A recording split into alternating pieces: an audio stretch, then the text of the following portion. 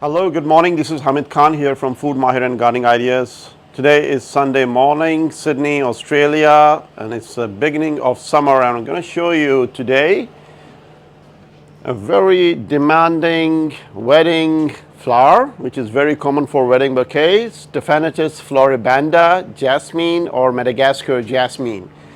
Its special, peculiar, white, delicate flowers, waxy flowers, they are very perfumed and highly fragrant. Unlike star jasmine, Stephanotis floribunda or Madagascar jasmine's flowers are waxy flowers. They are large flowers.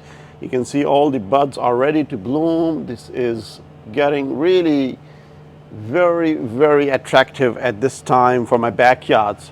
So I have all these climbers which are now transiting from red to white, and now if you see, the star jasmine has ended its flowering season now, and I have to now start trimming it.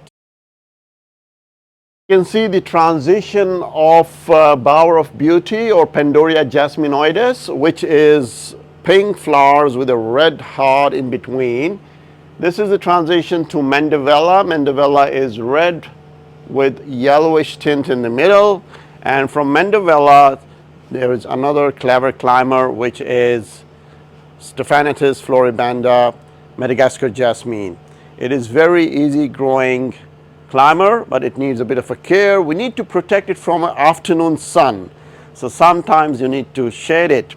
And the best thing about it is that its flowers are so large and perfumed that they give an excellent addition to the garden. It's a very hot day today in Sydney, approaching 40 degrees Celsius. Very important to mist. So misting is very important. If it's really very hot, just to keep them hydrated, because Madagascar jasmine, they don't like very extremes of temperatures.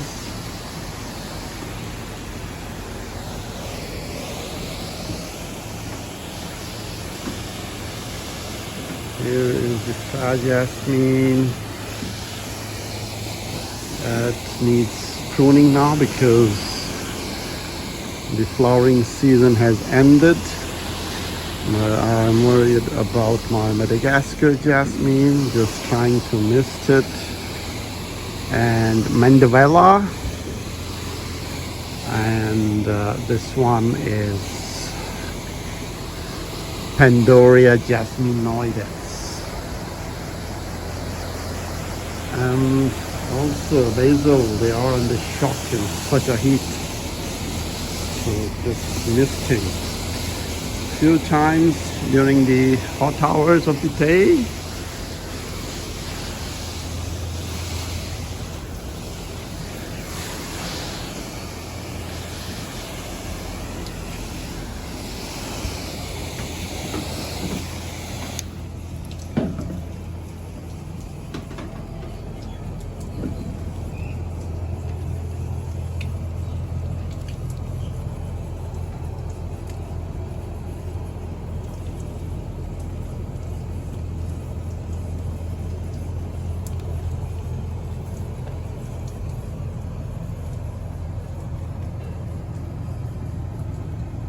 So as I said, the star jasmine has just ended the flowerings. It requires a bit of a trimming, but I have many more to accomplish and to complement my backyard, which is the Madagascar jasmine.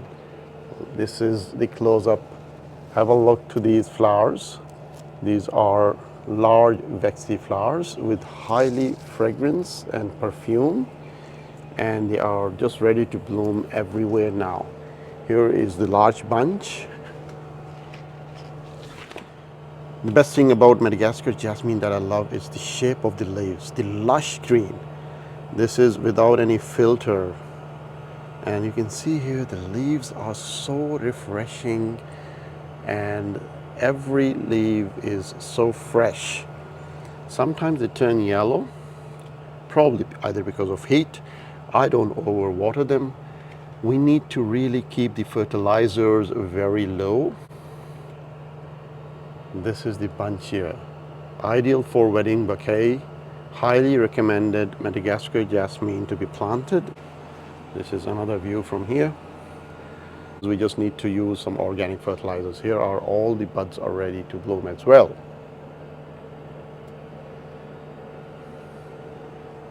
It's very hot in Sydney these days. It's a summer, so we need to protect it. It is highly recommended that in between hot hours to sprinkle some water, just as a mist of water like this, just to keep its leaves a bit misty. This will keep the plant a bit cool. We don't want to overwater it. This is so lovely. If there is any way to share the fragrance through Google, I would have done that. This is a bit more close up. You can see here how these are blended together, the Mandevilla. These are very elegant climbers, and they are not very invasive. Unlike Chinese style jasmine that I have to prune it very regularly.